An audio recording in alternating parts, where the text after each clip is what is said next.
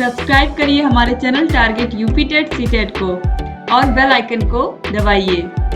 Hello दोस्तों, मैं आनंद स्वागत करता हूं आप सभी का आपके अपने चैनल और app target UP TET CTET में। दोस्तों, मैं आपको DElEd second semester Rajan series पढ़ा रहा हूं और इसमें राजन सीरीज जो नई वाली है आपकी 2023 संस्करण, इसके प्रश्न बहुत ही महत्वपूर्ण है। ये प्रश्न आपकी परीक्षा में पूछे जा सकते हैं और इसमें देखिए 51 क्वेश्चन नंबर तक मैंने करा दिया है। पिछले 2 क्लास आप देखेंगे, पार्ट 1 पार्ट 2 बहुविकल्पी का, उसमें मैंने करा दिया है। लिंक आपको नीचे डिस्क्रिप्शन में मिल जाएगा, वहां से जाकर के आप मैथ की सभी वीडियोस को देख सकते हैं। अब यहाँ पे हम लोग क्या करने वाले हैं, पार्ट 3 जो रह गया है आपका, उसको डिस्कस करेंगे और यहाँ पे आपके बहुविकल्पी प्रश्न समाप्त हो जाएंगे। बहुविकल्पी प्रश्नों की जो संख्या है वह खत्म हो जाएगी। अब इसके आगे फिर हम अगली क्लास में अति लघु उत्तरीय प्रश्नों को स्टार्ट करेंगे।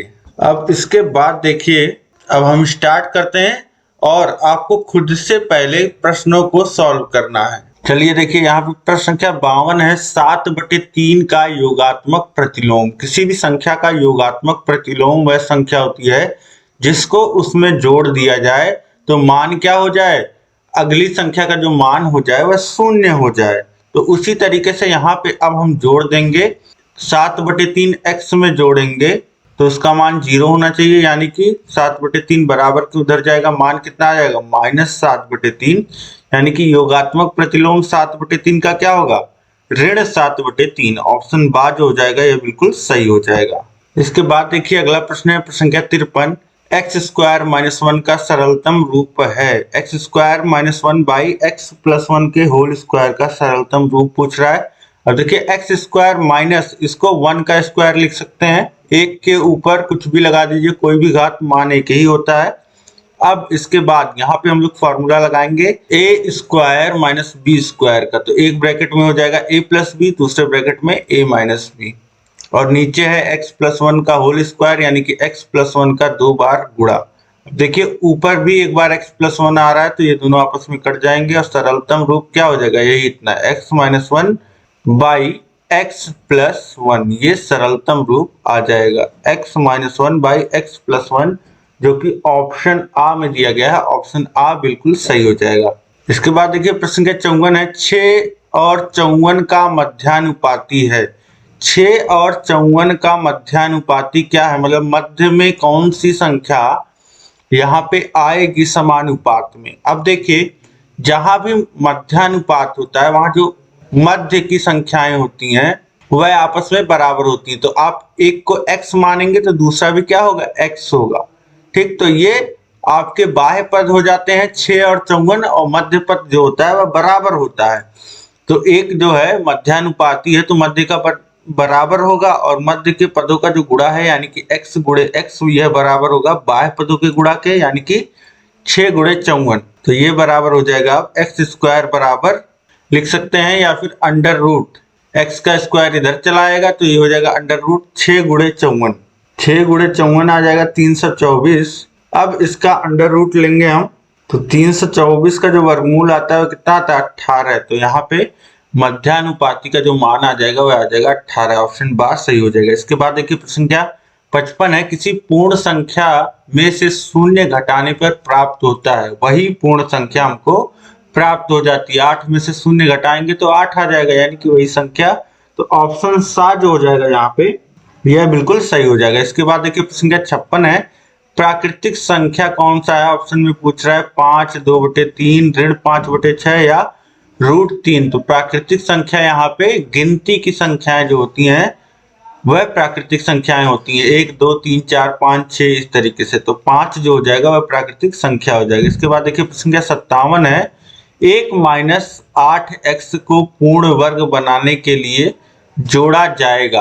अब देखिए 1 है और -8x है, तो इसमें कम से कम क्या जोड़ दिया जाए कि यह पूर्ण वर्ग बन जाए। पूर्ण वर्ग, अब देखिए 2 पद है और 1 पद हम जोड़ेंगे तो टोटल 3 पद हो जाएंगे। अब 3 पदों का पूर्ण वर्ग बनाने के लिए कैसे, किस फॉर्म में बनता है आपका, a+b के होल स्क्वायर के रूप में बनेगा, यही पूर्ण वर्ग बनेगा, 2 संख्याओं के योग के रूप में। तो अब आपको पता है a+b का होल स्क्वायर क्या होता है, a² + 2ab plus b square, यही तो होता है, ये 3 पद होते हैं। तो पहला पद ए स्क्वायर किसी संख्या का वर्ग, तो ये हो जाएगा 1 का स्क्वायर, फिर माइनस, अब -2ab भी हो सकता है। अब a माइनस बी का होल स्क्वायर अगर यहीं पे होता तो ये a square minus 2ab plus b square होता। तो ये देखिए अब -2 इंटू, अब 4 आ रहा है इंटू x आ रहा है। अब देखिए x का पद और x के पद के साथ साथ 4 ये भी मिसिंग है, तो कम से कम 4x हमको चाहिए, जो यहाँ पे आना चाहिए b की जगह। b की जगह 4x आएगा तो यहाँ पे b का स्क्वायर आना चाहिए। b का स्क्वायर क्या होगा, 4x का स्क्वायर यानी कि 16x स्क्वायर। तो कम से कम 16x स्क्वायर जोड़ेंगे और 16x स्क्वायर घटा देंगे तो ये पूर्ण वर्ग बन जाएगा। और कम से कम जोड़ने को पूछ रहा है तो यही 16x स्क्वायर आप जोड़ देंगे तो यहाँ पे यह पूर्ण वर्ग हो जाएगा। तो ऑप्शन सा जो हो जाएगा ये बिल्कुल सही हो जाएगा। तो इस तरीके से कहाँ से हमने मालूम किया क्या जोड़ा जाएगा, ये आपने देखा। अब आपको समझ में आ गया होगा किस तरीके से इसको करना था। अब इसके बाद देखिए अगला प्रश्न है, प्रश्न संख्या 58, भाज्य का सूत्र है। भाज्य कौन क्या होता है, देखिए एक होता है भाजक जिससे भाग दिया जाता है, और भाज्य जिसमें भाग जाता है, और शेषफल जो भाग देने के बाद जो संख्या जिसमें भाग नहीं गया होता है बच जाती है वह शेषफल होता है। और भागफल क्या होता है, जितनी बार भाग गया होता है। तो यहाँ से भाज्य का सूत्र पूछ रहा है, तो देखिए भाजक बराबर लिखा है भाज्य माइनस शेषफल बटे भागफल। तो यहाँ पे अगर आप इसको भागफल को इधर लाएंगे तो भाजक गुणे भागफल हो जाएगा, ये सूत्र बनता नहीं है। तो सूत्र होता है वह आप देखेंगे तो यहाँ पे लिखा हुआ है, अगर आपको भाज्य चाहिए, जो भाज्य जिसमें भाग दिया गया है, जैसे यहीं पे अगर 3 से मैं भाग दूं 8 में तो देखिए 2 बार जाएगा और ये 3 दूनी 6 और क्या बच जाएगा, शेषफल। शेषफल यहाँ पे आपका 2 बच जाएगा, ठीक है। या फिर इसी को 7 कर लीजिए तो 2 बार जाएगा, देखिए 7 अगर कर लेंगे तो शेषफल आपका 1 बच जाएगा। अब यहाँ पे देखिए आपका ये 3 भाजक हो गया, 7 भाज्य हो गया, 2 भागफल हो गया और 1 शेषफल हो गया। तो यहीं पे अगर 7 बराबर हम लोग लिखना चाहें तो क्या लिख सकते हैं, जो भाजक है 3 गुणे भागफल जो 2 आया है और धन 1 शेषफल, ये 7 के बराबर में लिखा जाता है। तो इसी तरीके से ये सूत्र होता है भाज्य बराबर भाजक गुणे भागफल धन शेषफल। ऑप्शन दा जो हो जाएगा ये बिल्कुल सही हो जाएगा। अब इसके बाद देखिए संख्या 59 है, सबसे छोटी प्राकृतिक संख्या है। सबसे छोटी प्राकृतिक संख्या होता है 1, क्योंकि गिनती हम लोग शुरू करते हैं 1 से। तो 1 2 3 4 5, फिर उसके बाद अगर पूर्ण संख्याओं की बात की जाए होल नंबर्स तो उसमें 0 आता है। तो ऑप्शन बा सबसे छोटी प्राकृतिक संख्या 1 होती है। इसके बाद देखिए अगला प्रश्न है, प्रश्न संख्या 60, 1 की पूर्ववर्ती संख्या है। 1 की पूर्ववर्ती संख्या पूछ रहा है। देखिए किसी भी संख्या की पूर्ववर्ती संख्या मतलब उससे पहले आने वाली संख्या, तो जिस संख्या की पूर्ववर्ती संख्या हमको निकालना होता है उस संख्या में से हम 1 घटा देते हैं। तो यहाँ पे हमको 1 की पूर्ववर्ती संख्या निकालना है, तो 1 में से 1 घटा देंगे, हमको मिल जाएगा 0।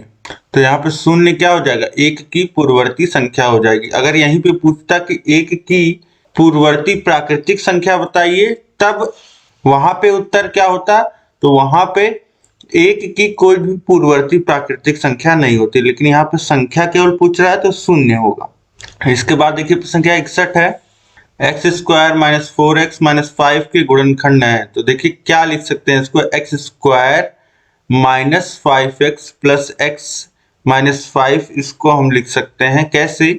अब देखिए a इंटू सी निकालेंगे यहाँ पे तो 5 आएगा और b का जो मान है -4 आएगा, यहाँ पे है।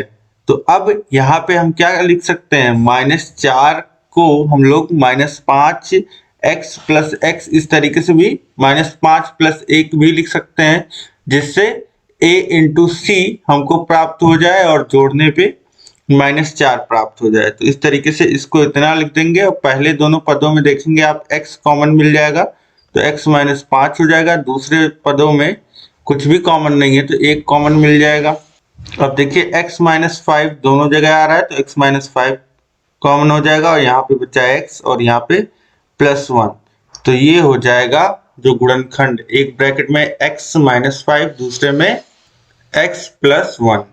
तो यहाँ पे ऑप्शंस में देखिए कौन सा ऑप्शन सही है। एक ब्रैकेट में x - 5 दूसरे में x +1 ऑप्शन आ में ही दिया गया है, तो ऑप्शन आ जो है यहाँ पे ये बिल्कुल सही हो जाएगा। इसके बाद देखिए प्रश्न क्या 62 है, किसी त्रिभुज का क्षेत्रफल ज्ञात करने का सूत्र लिखिए। तो किसी भी त्रिभुज का आपको अगर क्षेत्रफल निकालना है तो उसका सूत्र होता है 1/2 आधार गुणे ऊंचाई, जो कि ऑप्शन आ में आपको दिया है। ऑप्शन आ बिल्कुल सही हो जाएगा।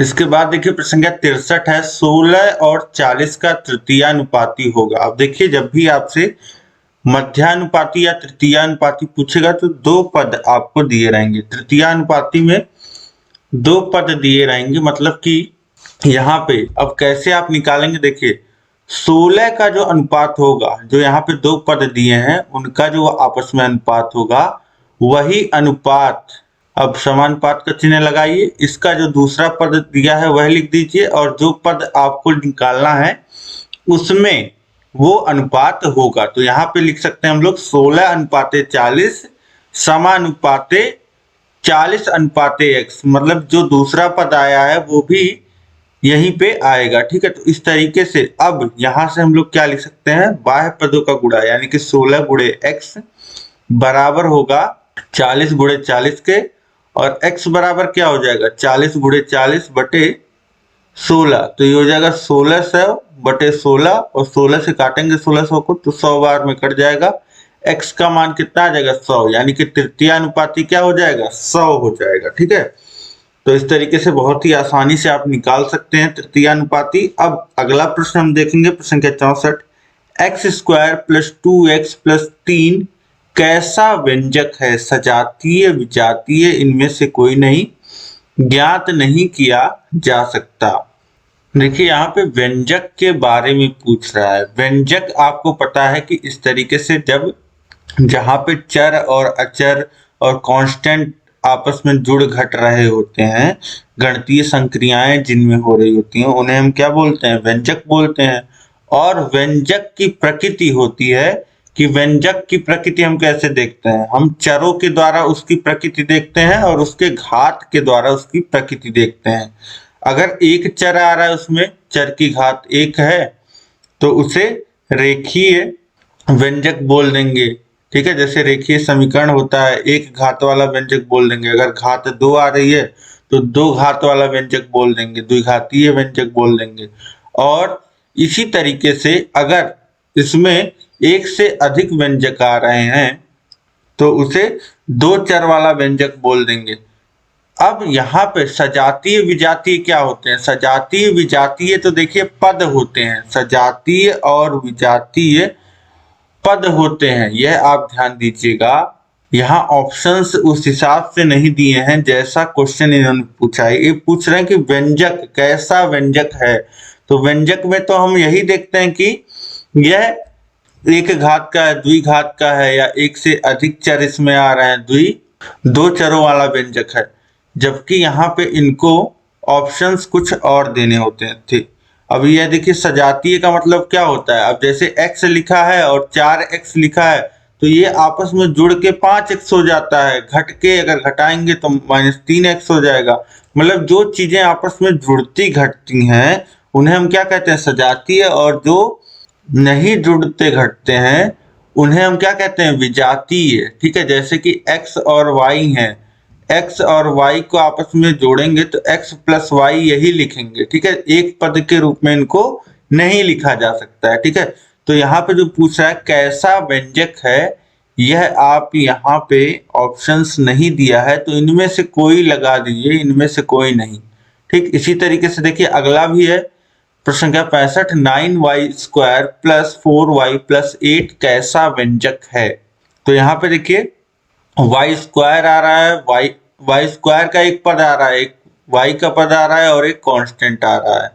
तो यहाँ पे ये 2 घात वाला व्यंजक है, क्योंकि अधिकतम घात 2 है और एक ही चर आ रहा है, तो ये 2 घात वाला और 1 चर वाला व्यंजक है। ठीक है, तो सजातीय विजातीय यहाँ पे व्यंजक की कोई सजातीय विजातीय नहीं होता है। पद आपस में सजातीय विजातीय, दो पदों को हम कंपेयर करके बता सकते हैं कि हाँ ये सजातीय पद हैं, ये विजातीय पद हैं। अब इनमें से कोई नहीं ऑप्शन साइज पे लगा दीजिए आप, ठीक है। अब इसके बाद हम लोग देखेंगे अगला प्रश्न। प्रश्न क्या 66 है, समीकरण में पक्ष होते हैं। तो समीकरण में देखिए, समीकरण में बीच में बराबर का चिन्ह होता है, इधर बायां पक्ष इधर दाहिना पक्ष होता है। तो ऑप्शन बा जो हो जाएगा 2, यह बिल्कुल सही हो जाएगा। इसके बाद देखिए प्रश्न क्या 67 है, 3x² + 5x - 2 व्यंजक कैसा समीकरण है। अब यहाँ पर देखिए यह पूछ रहा है कैसा समीकरण है, द्विघातीय समीकरण है, सरल समीकरण है, n घात वाला समीकरण है या द्विघात वाला समीकरण है। अब यह देखने के लिए हम लोग क्या करते हैं, यह देखने के लिए हम लोग देखते हैं कि अधिकतम घात कितनी है। तो यह अगर हम देखें यहाँ पे कि अधिकतम घात कितनी है, तो अधिकतम घात जो चर की है वह 2 है। तो इसे हम क्या कहेंगे, द्विघातीय समीकरण, ठीक है। ऑप्शन आ जो हो जाएगा ये बिल्कुल सही हो जाएगा। इसके बाद देखिए प्रश्न क्या 68 है, x-1 का होल क्यूब बराबर 0 व्यंजक कैसा समीकरण है। तो देखिए यहाँ पे जब हम लोग x+1 यानी कि a+b के होल क्यूब का फॉर्मूला लगाते हैं, तो वहां पे जो अधिकतम घात आएगी वह 3 की आएगी, x के घाते 3 आएगा। तो इसीलिए यहाँ पे यह कैसा समीकरण है, त्रिघातीय समीकरण है। ऑप्शन बा जो हो जाएगा ये बिल्कुल सही हो जाएगा। इसके बाद देखिए प्रश्न क्या 69 है, 24 36 का मासापा क्या होगा। 24 और 36 में देखिए 24 को कितना लिखा जा सकता है, 2 गुणे 2 गुणे 2 गुणे 3, और 36 को कितना लिखा जा सकता है, देखिए 2 दूनी 4 और फिर 3 गुणे 3। अब यहाँ पे मासा जब हम लोग लिखते हैं तो जो चर जो दोनों जगह आया होता है उसको लिखते हैं। देखिए 2 दोनों जगह आया है, 2 लिख दीजिए, फिर एक बार 2 दोनों जगह मिल रहा है, फिर एक बार गुणे के रूप में लिख दीजिए। फिर अब देखिए इस 2 का हमको नहीं मिल रहा है तो इस 2 को नहीं शामिल करेंगे। एक 3 का बन रहा है तो एक 3 का बना लेंगे, इस 3 का भी नहीं बनेगा। तो इस तरीके से अब 2 दूनी 4 और 4 त्रिक 12, तो मासापा क्या हो जाएगा 12। ऑप्शन आ जो हो जाएगा वह बड़ी से बड़ी संख्या जो इन दोनों को विभाजित करेगी वह 12 होगी। अब इसके बाद देखिए अगला प्रश्न है, प्रश्न क्या 70, व्यंजक x³ + 1 और x² - 1 का मासा है। अब देखिए मासा निकालने के लिए हम क्या कर रहे हैं, हम गुणनखंड कर ले रहे हैं। तो x³ + 1 का क्यूब यानी a³ + b³ का फॉर्मूला यहाँ पे हम लगाएंगे इसका गुणनखंड करने के लिए। तो फॉर्मूला आपको पता होगा, फॉर्मूला जो होता है वह होता है a³ + b³ का। a³ + b³ कहीं लिखा है तो उसको हम लोग लिख सकते हैं a ब्रैकेट में a + b और दूसरे ब्रैकेट में a² - ab + b², a² - ab + b² इतना लिखा जा सकता है। तो यहीं से हम इसको कितना लिख सकते हैं, एक ब्रैकेट में x+1 दूसरे ब्रैकेट में x - ab कितना हो जाएगा, x हो जाएगा और +1 का स्क्वायर। यहाँ पर देखिए स्क्वायर रहेगा, x² - x + 1 का स्क्वायर, ये तो 1 ही हो जाएगा। ठीक, ये इसका गुणनखंड हो गया। और अब इसके बाद देखेंगे हम लोग x² - 1 का स्क्वायर यानी कि x² - 1 का स्क्वायर, ये क्या हो जाएगा a² - b² का फॉर्मूला। तो एक ब्रैकेट में x+1 दूसरे ब्रैकेट में x - 1। अब मासा क्या होता है, जो दोनों जगह उपस्थित होता है उसको जो हम कॉमन ले लेते हैं वही हमारा मासा होता है। तो इसको हम देखेंगे और इसको देखेंगे, दोनों में क्या कॉमन मिल रहा है x+1। तो x+1 और इसके अलावा ये आपको कॉमन नहीं मिलेगा, ना ये आपको दोनों जगह मिलेगा। तो जो दोनों जगह मिलता है वही हम लिखते हैं, ठीक है। तो x+1 यहाँ पे मासा हो जाएगा। ऑप्शन आ जो हो जाएगा ये बिल्कुल सही हो जाएगा। इसके बाद देखिए प्रश्न क्या 71 है, 3x² y² और दूसरा पद है 4xy का लघुत्तम समापवर्त लासा। अब देखिए 3x² y² है यानी कि 3 है और x का 2 बार गुणा है और y का 2 बार गुणा है, और 4xy मतलब कि 4 है और गुणे एक्स वाई है। अब 4 को हम लोग चाहें तो अभाज्य गुणनखंड के रूप में यहाँ पे हम सबको लिख रहे हैं, तो 2 गुणे 2 भी लिख सकते हैं और इंटू एक्स इंटू वाई। अब मासा लेने चलेंगे। देखिए यहाँ पे मासा हमको नहीं लेना है, यहाँ पे हमको लासा लेना है। अब लासा जब हम लोग लेते हैं तो लासा में हम क्या करते हैं, अधिकतम घात जो होती है वह लिखते हैं। जैसे यहाँ पे 3 आ रहा है तो 3 की अधिकतम घात, अब देखिए 3 सबसे अधिक बार कहाँ आ रहा है, तो दूसरे जगह तो 3 आ ही नहीं रहा है, तो ऐसे ही 3 ही लिख देंगे।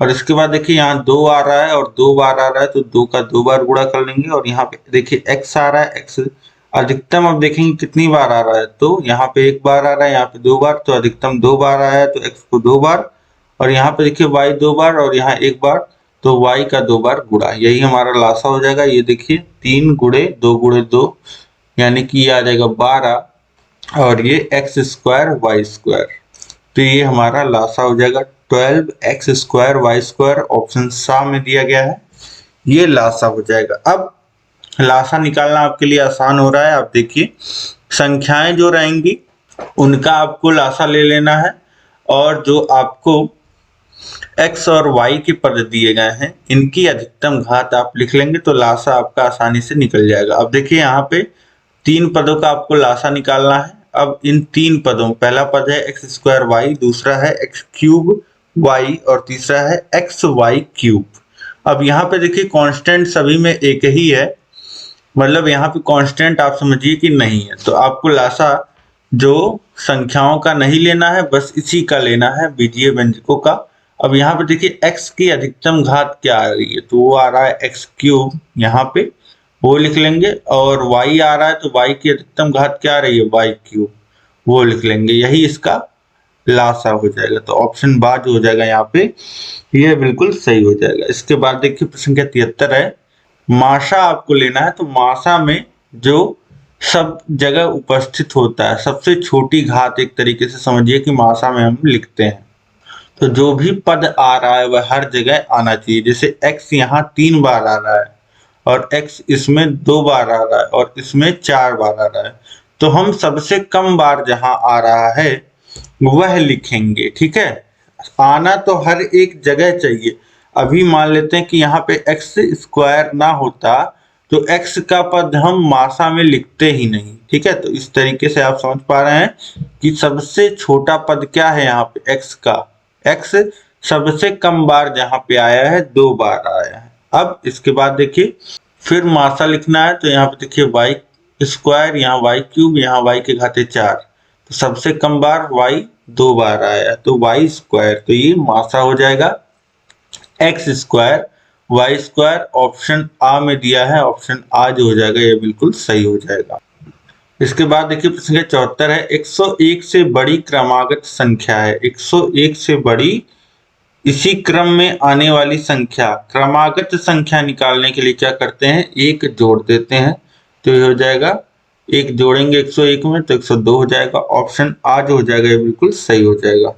इसके बाद देखिए अगला प्रश्न, प्रश्न संख्या 75 है, 15 माइनस 12 गुणे 3 बराबर 15 गुणे 3 ऋण 12 गुणे 3 किस नियम के आधार पे सत्य है। अब देखिए इसी 3 का गुणा 15 में हो गया है, फिर ऋण 3 का गुणा 12 में हो गया, यही यहाँ पे लिखा गया है।